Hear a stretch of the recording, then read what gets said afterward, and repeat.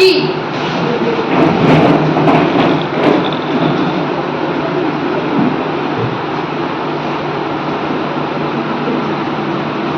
अब आप सभी अपना आसन ग्रहण करें।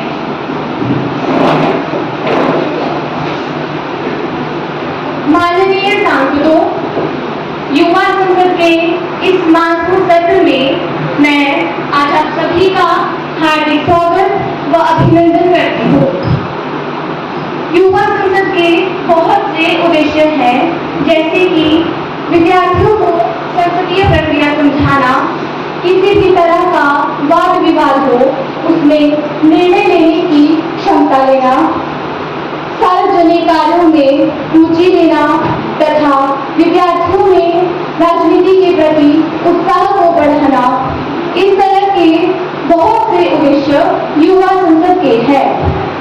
मुझे यह पूर्ण विश्वास है कि आज की इस युवा संसद को सुचारू रूप से चलाने में आप सभी लोग मेरा पूर्ण सहयोग देंगे।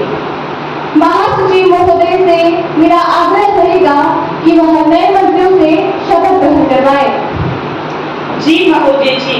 जितेंद्र कुमार जो शिमला संसदीय क्षेत्र से निर्वाचित हुए हैं, अब शपथ एवं प्रतिज्ञा ग्रहण करेंगे। जितेंद्र कुमार जी।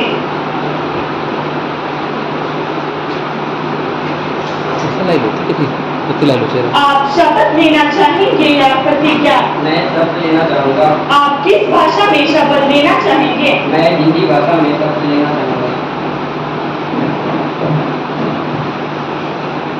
मैं जितेंद्र कुमार जो युवा संसद की लोकसभा का सदस्य निर्वाचित हुआ हूँ, ईश्वर की शपथ लेता हूँ कि मैं विधि द्वारा स्थापित भारत के संविधान के प्रति श्रद्धा और निष्ठा रखूंगा, देश की प्रभुसत्ता और एकता को बनाए रखूंगा तथा जिस पद को मैं ग्रहण करने वाला हूँ उसके कर्तव्यों का श्रद्धापूर्वक निर्वहन करूंगा।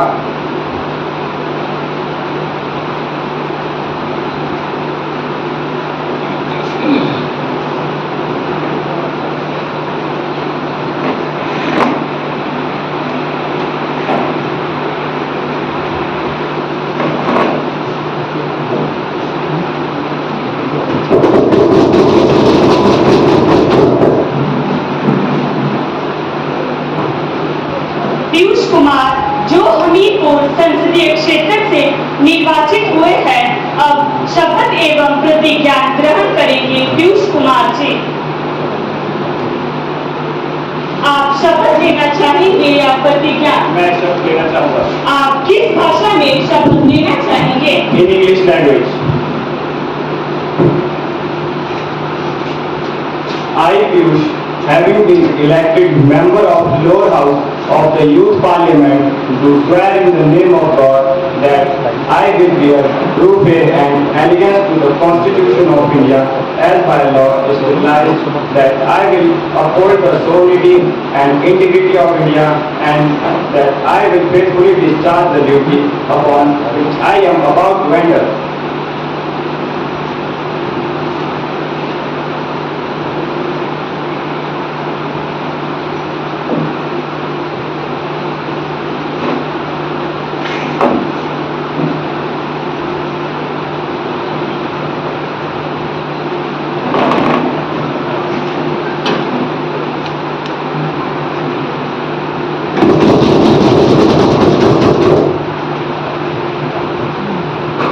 सुश्री मोनिका जो मंडी संसदीय क्षेत्र से निर्वाचित हुई है, अब शपथ एवं प्रतिज्ञा ग्रहण करेंगी।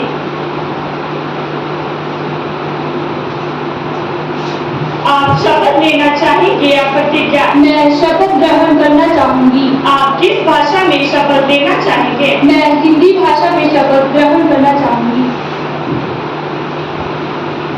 मैं कुमारी मोनिका जो मंडी संसदीय क्षेत्र से निर्वाचित हुई हूँ, ईश्वर की शपथ लेती हूँ कि मैं विधि द्वारा स्थापित भारत के संविधान के प्रति श्रद्धा और निष्ठा रखूंगी, देश की प्रभुसत्ता और एकता बनाए रखूंगी तथा जिस पद को मैं ग्रहण करने वाली हूँ उसके कर्तव्यों का श्रद्धापूर्वक निर्वहन करूंगी।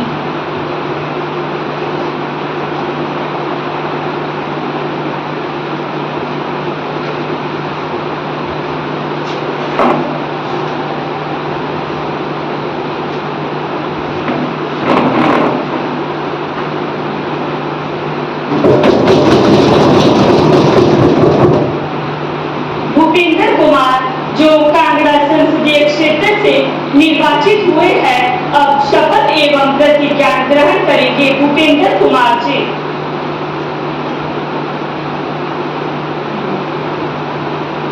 आप शपथ लेना चाहेंगे या प्रतिज्ञा? मैं शपथ लेना चाहूँगा।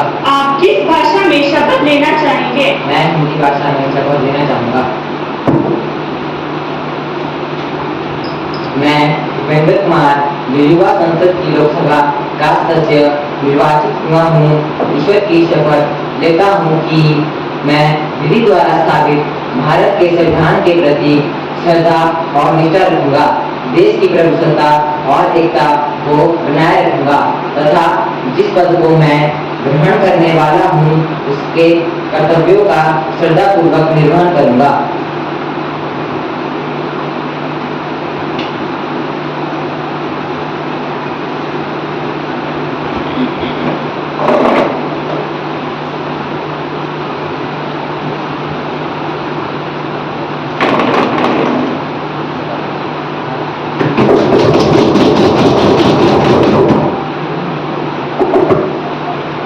माननीय सदस्यगण, हम सभी आज 2 माह के पश्चात इस मानसून सत्र के शुभारंभ दिन पर मिल रहे हैं और सभापति अध्यक्ष होने के नाते मेरा यह कर्तव्य है कि मैं आप सभी को हमारे सैनिकों के दुखद निधन की सूचना दूं। अभी कुछ ही समय पहले जम्मू कश्मीर के डोडा इलाके में कैप्टन सहित 4 जवान शहीद हो गए और यह बहुत ही गर्व की बात है कि वह सभी सैनिक कभी भी अपने प्राणों की परवाह नहीं करते और हमेशा इस देश की रक्षा के लिए तत्पर रहते हैं। इस आतंकी हमले में उन सभी सैनिकों की मृत्यु निश्चय ही एक दुखद का समाचार है। मैं इन सभी सैनिकों के परिवारों के लिए अपनी गहरी संवेदना व्यक्त करती हूँ। प्रधानमंत्री जी, क्या आप इस हादसे के बारे में कुछ कहना चाहेंगे? जी महोदय जी, हादसे में मारे गए सभी सैनिकों को मैं अपनी सदन की ओर से श्रद्धांजलि अर्पित करती हूँ। हमारे जवान देश की सुरक्षा में विपरीत व कठिन परिस्थितियों में सदैव तत्पर रहते हैं। वे हमारे राष्ट्र की अमूल्य संपत्ति तथा मानव संसाधन है। उनके त्याग, बलिदान और समर्पण की वजह से हम देश के भीतर सुरक्षित रहते हैं। हमारे सैनिकों की मृत्यु अत्यंत दुखपूर्ण है। मैं इन सबके परिजनों के लिए अपनी गहरी संवेदनाएं प्रकट करती हूँ। धन्यवाद महोदय। नेता प्रतिपक्ष, क्या आप भी सैनिकों के प्रति अपने विचार व्यक्त करना चाहेंगे? अध्यक्ष महोदय, मैं आप सदन के नेता द्वारा अर्पित की गई श्रद्धांजलि में अपने आप को भी संयोजित करती हूँ। देश के लिए हमारे जवानों का योगदान अतुलनीय है। वे हमारे कल या भविष्य को सुरक्षित रखने के लिए अपना आज या वर्तमान का बलिदान कर देते हैं। सैनिक देश की सुरक्षा में विषम परिस्थितियों में भी डटे रहते हैं। ऐसे जवानों को हादसे में खो देना राष्ट्र के लिए एक महान क्षति एवं दुखदायी बात है। इस दुखद घड़ी में मेरा शहीदों के परिजनों से आग्रह है कि वे अपने आप को अकेला न समझे, बल्कि पूरा राष्ट्र उनके साथ खड़ा है। मैं शोकाकुल परिवारों को संवेदनाएं भेजने में अपने आप को और अपने दल को भी संयोजित करती हूँ। धन्यवाद महोदया। सदस्यगण, अब मेरा आप सभी से अनुरोध रहेगा कि सैनिकों के प्रति अपना गहरा शोक प्रकट करने के लिए कुछ क्षण का मौन धारण करें।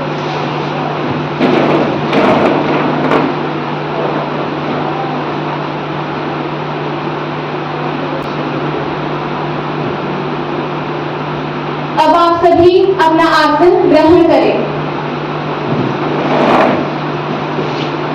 प्रधानमंत्री जी, नए मंत्रियों का परिचय करवाया जाए।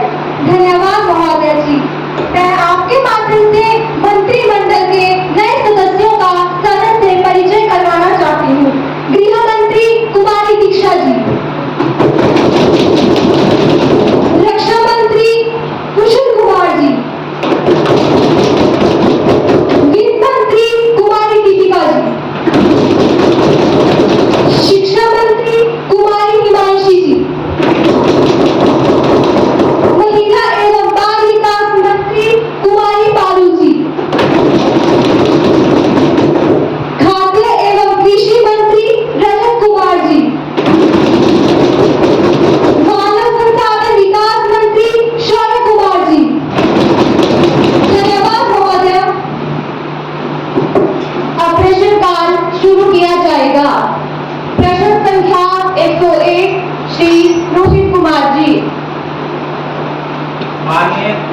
महोदय जी, मैं आपके माध्यम से माननीय मानव संसाधन विकास मंत्री जी से यह प्रश्न पूछना चाहूंगा कि क्या माननीय मानव संसाधन विकास मंत्री यह बताने का कष्ट करेंगे कि जवाहर नवोदय विद्यालय में प्रवर्तन नीति का क्या उद्देश्य है?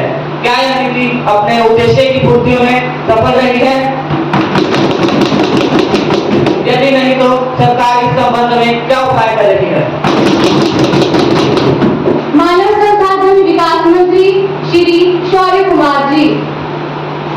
माननीय अध्यक्ष महोदय जी, मैं आपके माध्यम से सदन को यह बताना चाहूंगा कि जवाहर नवोदय विद्यालयों में प्रवर्तन नीति का मुख्य उद्देश्य राष्ट्रीय एकता को मजबूत करना तथा विभिन्न संस्कृतियों का पारस्परिक आदान प्रदान है। यह नीति अपने उद्देश्य में काफी हद तक सफल है, लेकिन जब कभी भी इस नीति के अंतर्गत कोई स्थानीय समस्या उत्पन्न होती है तो उन स्थानीय कारणों को ज्ञात कर उसका समाधान कर दिया जाता है। धन्यवाद महोदय। प्रश्न संख्या 102 श्री प्रकाश कुमार जी। माननीय अध्यक्ष जी, मैं आपके माध्यम से यह प्रश्न वित्त मंत्री जी से पूछना चाहता हूँ। क्या सरकार इस बात से अवगत है कि डॉलर के मुकाबले भारतीय रुपए का मूल्य लगातार जारी है और यह गिरकर प्रति डॉलर 83 रुपए के ऊपर पहुंच गया है? इस अवमूल्यन का क्या कारण है? डॉलर रुपए के अवमूल्यन को रोकने के लिए सरकार कौन कौन सी कदम उठा रही है? अध्यक्ष जी, मैं कहना चाहूंगा कि हम ये बात बड़े बूढ़ों से अक्सर सुनते आए हैं, दाएं हाथ में खुजली हो तो जेब में पैसा आता है, दाएं हाथ में खुजली हो तो जेब में पैसा आता है, लेकिन साल दर साल ऐसा क्यों हो रहा है कि डॉलर के मुकाबले रुपए का अवमूल्यन लगातार जारी है, कि डॉलर के मुकाबले भारतीय रुपया लगातार जारी है? वित्त मंत्री सुश्री कुमारी दीपिका। हमें भी बड़े बूढ़ों ने बार बार ये बताया है, रुपए का ये हाल मान्यवर आपने ही बनाया है। अध्यक्ष जी, मैं आपके माध्यम से सदन को यह बताना चाहती हूँ कि सरकार को यह जानकारी है कि डॉलर के मुकाबले रुपए का अवमूल्यन हो रहा है। महोदया, इस अवमूल्यन का मुख्य कारण सोने के आयात में तीव्र वृद्धि है, जिसके कारण चालू खाते का घाटा अधिक बढ़ गया है। महोदया, मैं संसद को यह सूचित करवाना चाहूंगी कि भारतीय रुपया भले ही डॉलर की तुलना में 83 के ऊपर पहुंच गया है, लेकिन इस अवमूल्यन को रोकने के लिए सरकार व आरबीआई द्वारा कई कदम उठाए गए हैं। आरबीआई ने 12,000 करोड़ रुपए के बॉन्ड बेचने का निर्णय लिया है, जिससे बाजार की तरलता को सोखा जा सके। यह भी निर्णय लिया गया है कि ONGC, IOC इत्यादि कुछ कंपनियों को छोड़कर अन्य कंपनियां विदेशी वनस्पति को नहीं खरीद सकेगी। महोदया, यह भी निर्णय लिया गया है कि कोई भी भारतीय अब 2 लाख के बजाय 75,000 ही विदेशों को भेज सकेगा। धन्यवाद महोदय जी। प्रश्न संख्या 103 सुश्री कुमारी भारती। माननीय अध्यक्ष जी, मैं आपके माध्यम से माननीय शिक्षा मंत्री जी से यह प्रश्न पूछना चाहूंगी कि 2024 की नई शिक्षा नीति क्या है? क्या यह वही शिक्षा नीति है जिसमें पेपर लीक करवाए जाएंगे और बेरोजगार युवाओं का हक छीना जाएगा? वर्तमान में सरकार ने भारतीय शिक्षा प्रणाली में क्या परिवर्तन किए हैं? शिक्षा मंत्री सुश्री कुमारी हिमांशी। माननीय अध्यक्ष महोदय जी, मैं आपके माध्यम से सदन को यह अवगत कराना चाहती हूँ कि विपक्ष के नेता ने नई शिक्षा नीति 2024 को जो पेपर लीक से जोड़ा है वह सही नहीं है। माननीय महोदय जी, मैं यह भी जानती हूँ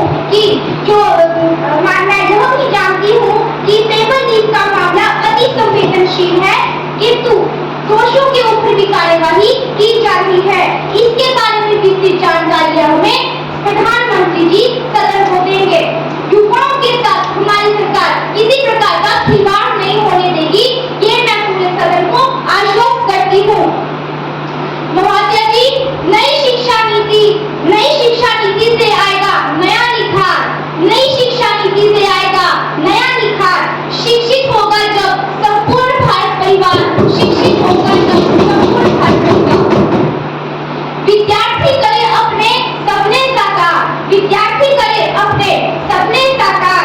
नई शिक्षा नीति का है यही आधार, नई शिक्षा नीति का है यही आधार।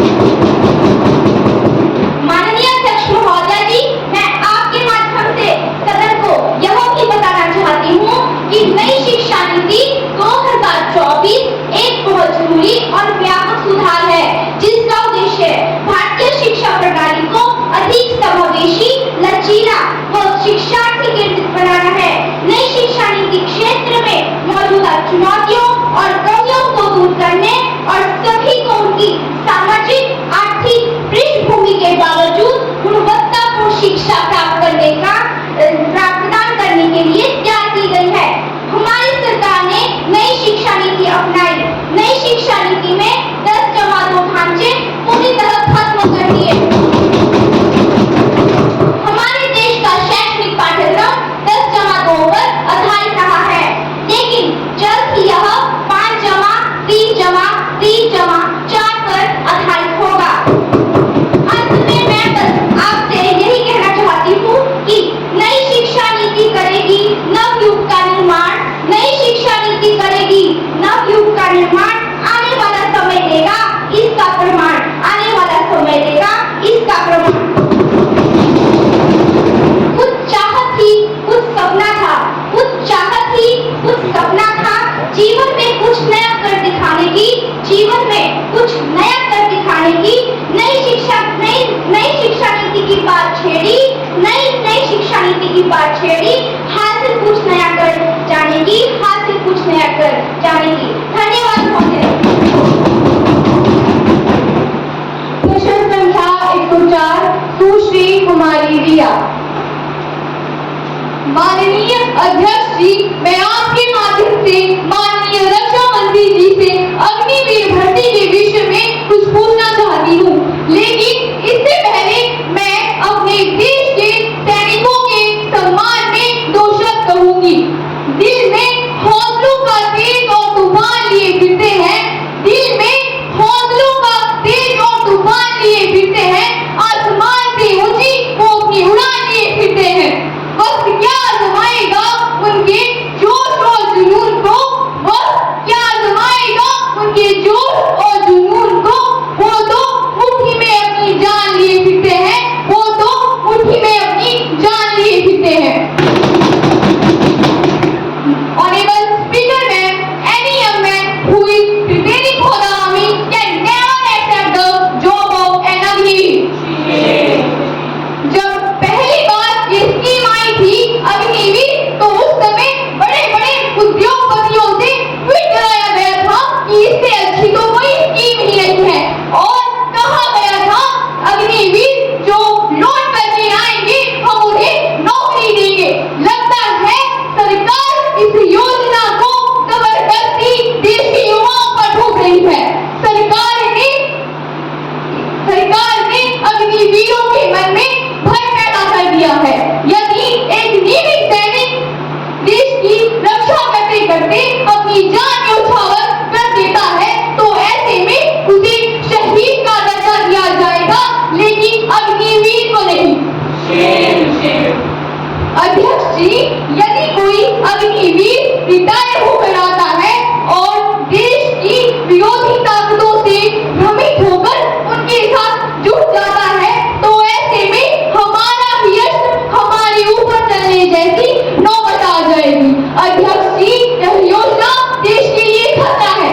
और अंत में मैं बस इतना कहना चाहूंगी कि कभी ठंड में ठिठुर कर देख लेना, कभी ठंड में ठिठुर कर देख लेना, कभी तपती धूप में जलकर देख लेना, कैसे होती है हिफाजत मुल्क की, कैसे होती है हिफाजत मुल्क की। अरे कभी सड़क पर जाकर देख लेना, कभी सड़क पर जाकर देख लेना। रक्षा मंत्री श्री कुशल कुमार जी। जी सभापति महोदया, धरा उठी गगन झुका, धरा उठी गगन झुका, ठहरी नदी पवन रुका, सूर्य सा दमक रहा हो, चांदी सा चमक रहा हो, वो आग है, वो आग है। सीमा पर अब लड़ेगा वो, सीमा पर अब लड़ेगा वो, हिमालय पर अब चढ़ेगा वो, कोई उसे ना रोकेगा, कदम कदम बढ़ेगा वो, कदम कदम बढ़ेगा वो आग है, वो आग है। तो देश से जुड़ेगा वो, देश से जुड़ेगा वो, सेवा की ओर मुड़ेगा वो, ये आसमां है उसका ही, अब यहाँ उड़ेगा वो, अब यहाँ उड़ेगा वो। महोदया, मैं आपके माध्यम से सदन को यह अवगत करवाना चाहता हूँ कि मैं जिस प्रदेश से आता हूँ, हिमाचल प्रदेश से, कारगिल के युद्ध में सबसे ज्यादा शहीद होने वाले नौजवान हिमाचल प्रदेश के थे। 4 परमवीर चक्र विजेता हुए, जिसमें से 2 कैप्टन विक्रम बत्रा और सूबेदार संजय कुमार हिमाचल प्रदेश से हुए। और महोदया, मैं कहना चाहूंगा, जो लंबे समय से मांग थी 1 रैंक 1 पेंशन की, वो किसी सरकार ने पूरी नहीं की, वो हमारे माननीय प्रधानमंत्री जी की सरकार ने यहाँ पर पूरी की है। और मैं एक बात कहना चाहूंगा, विपक्षी दल के सदस्य बात खोल कर सुन ले कि अग्निवीर में 100% एम्प्लॉयमेंट की गारंटी है और 100% एम्प्लॉयमेंट की गारंटी रहेगी। माननीय सभापति महोदय, विपक्षी दल के सदस्य ये कह रहे थे कि ये स्कीम अच्छी नहीं है। महोदय, मैं आपसे कहूंगा कि विपक्षी नेताओं की बातों में सच्चाई का अभाव है, विपक्षी नेताओं की बातों में सच्चाई का अभाव है। झूठ बोलना तो इनका वास्तविक स्वभाव है। ये क्या बात कर रहे हैं? ये पूरे भारत को झूठा घोषित करना चाहते हैं।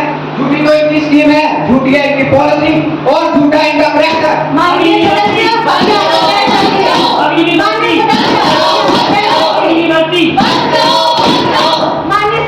अभी आप सब बैठ जाइए। सदन में इस तरह का व्यक्तिगत आक्षेप माना नहीं जाएगा, वरना मुझे इस सदन को स्थगित करना पड़ेगा। महोदया, झूठ के पांव नहीं होते, ये झूठ अक्सर विपक्ष नेता प्रतिपक्ष जो उनके दल के सदस्यों पर सवार होकर सैर करते हैं। जैसे मदानी के कंधे पर बंधन होता है, वैसे ही नेता प्रतिपक्ष व उनके दल के सदस्यों के कंधों पर झूठ का बंडल होता है, जिसे वह रोज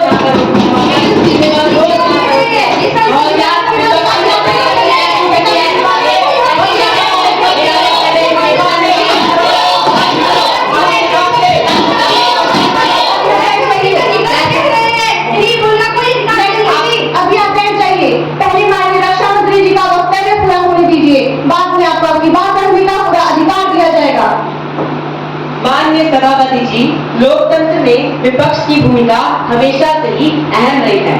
मैं ये भी जानता हूँ कि लोकतंत्र में विपक्ष को अपनी बात कहने का पूरा अधिकार है। इसीलिए मैं आपसे आग्रह करता हूँ कि कृपया करके इन्हें अपनी बात रखने का पूरा समय दिया जाए, नहीं तो ये कल को विपक्ष यह ना करे कि लोकतंत्र ने इनकी आवाज को कुचला गया।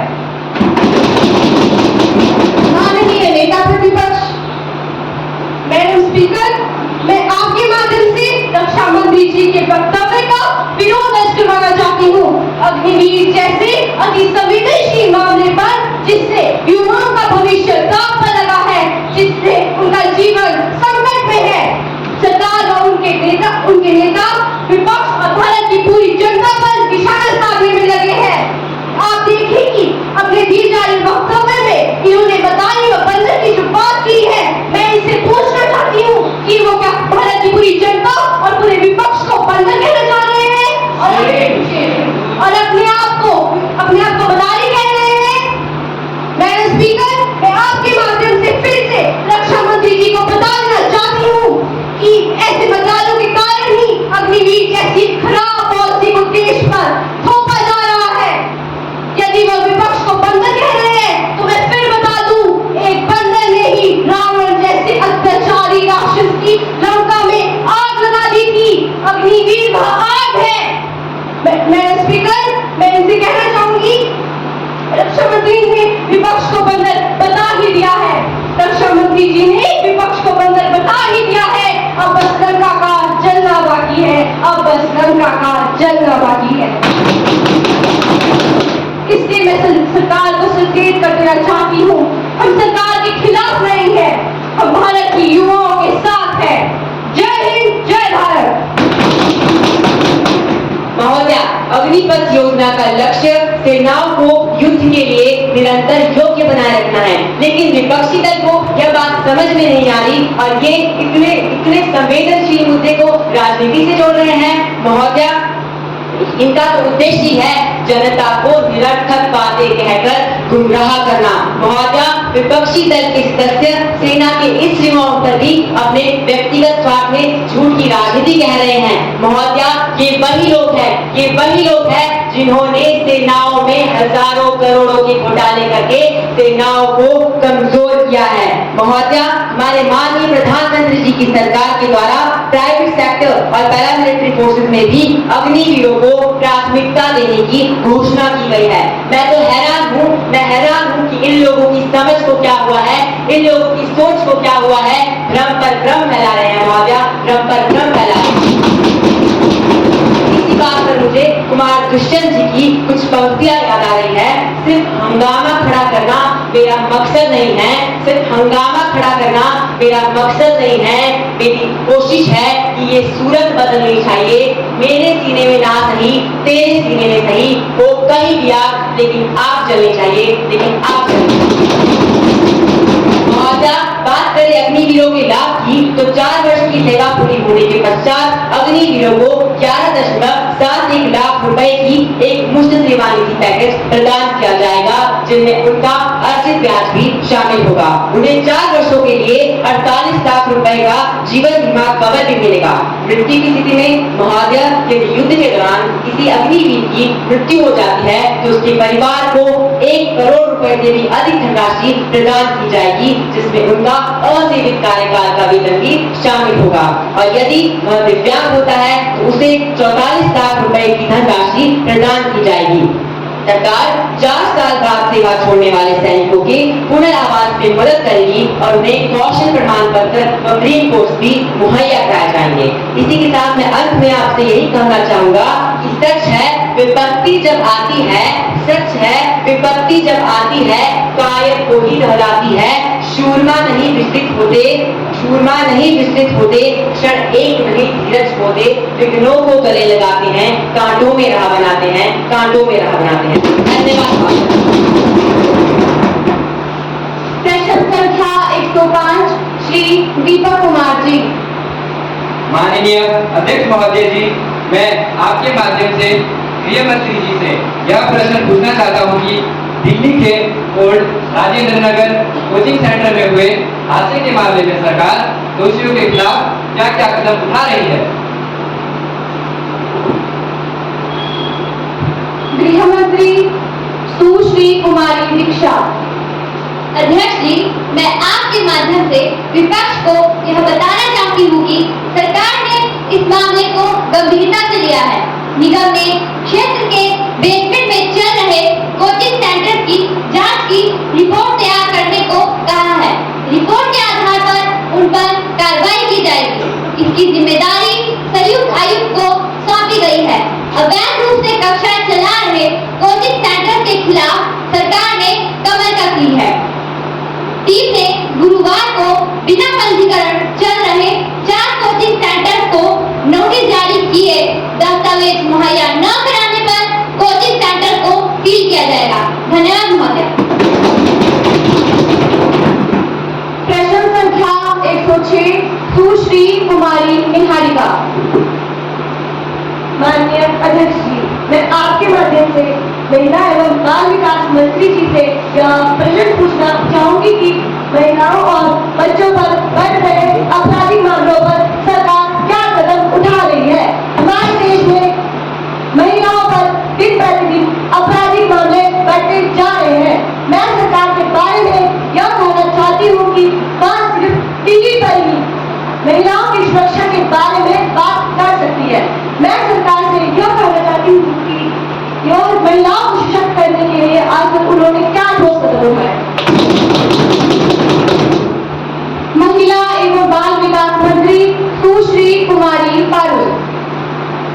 जी महोदय जी, मैं आपके माध्यम से सदन को यह बताना चाहूंगी कि भारतीय सरकार ने महिलाओं की सुरक्षा के लिए कई प्रकार के कानून बनाए हैं।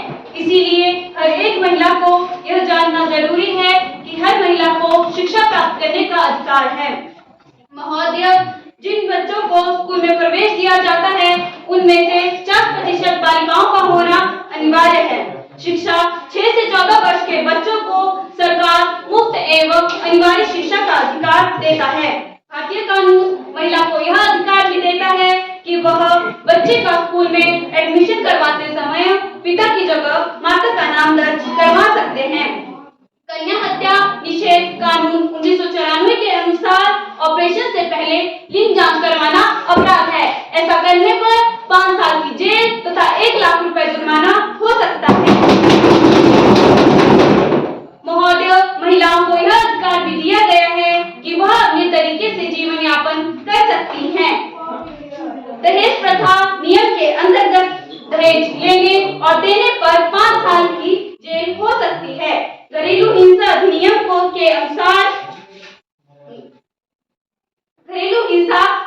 के अनुसार महिलाओं की संपत्ति का प्रयोग उनकी इच्छा के बगैर कोई नहीं कर सकता। पति की मृत्यु या तलाक के बाद भी महिलाएं ससुराल में रह सकती हैं। मुस्लिम महिलाएं तलाक के बाद भी गुजारा भत्ता मांग सकती हैं जब तक वह दूसरा निकाह नहीं कर लेती। यहाँ तक कि विधवा महिला भी अपने ससुर से गुजारा भत्ता मांग सकती है। महोदय, मैं मानती हूँ कि महिलाओं की सुरक्षा के लिए और कानूनों का होना आवश्यक है। एक महिला होने के नाते मैं यह जानती हूँ कि महिला होना क्या होता है। इस समय मैं इस संसद में अपना वक्तव्य रख रही हूँ तो न जाने किस गर्भ में बेटी को मारा जा रहा है और किसी संसार रास्ते पर बेटी को छेड़ा जा रहा है। महोदय, सरकार महिलाओं की सुरक्षा के लिए प्रतिबद्ध है। इसीलिए मैं समाज को और हम सभी को स्वयं में बदलाव लाना आवश्यक है। इसके लिए मैं कुछ पंक्तियां कहना चाहूंगी। औजारों से चीरी जा रही जिंदगी मेरी ये कैसा अत्याचार है।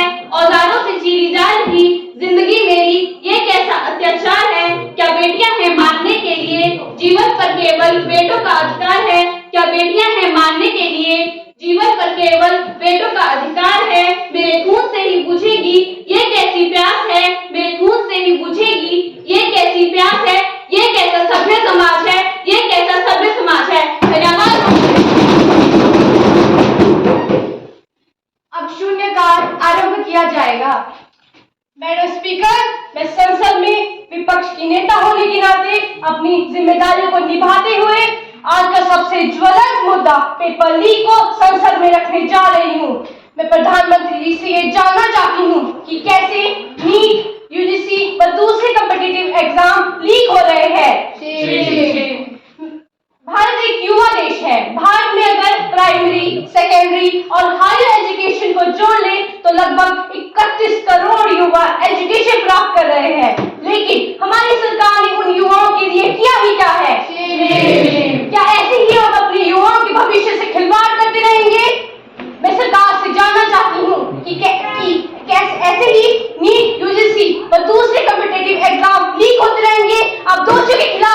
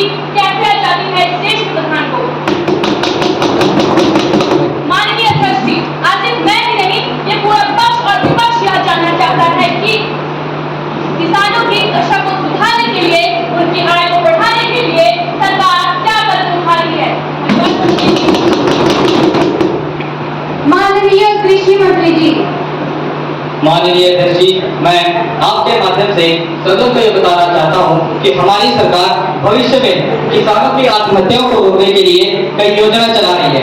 किसानों को अच्छे किस्म के बीज मुहैया करवाए जा रहे हैं, कृषि उपकरणों पर सब्सिडी दी जा रही है, सिंचाई के लिए नहरें बनवाई गई हैं, किसानों को 6 सालों के लिए ब्याज मुक्त ऋण दिया जा रहा है और किसान निधि के तौर पर किसानों के खाते में 6,000 रुपए जमा किए जा रहे हैं। महोदया, जिन योजनाओं की बात पूर्व कृषि मंत्री महोदया कर रही है वो हमारी सरकार के द्वारा लागू की गई है। धन्यवाद महोदय।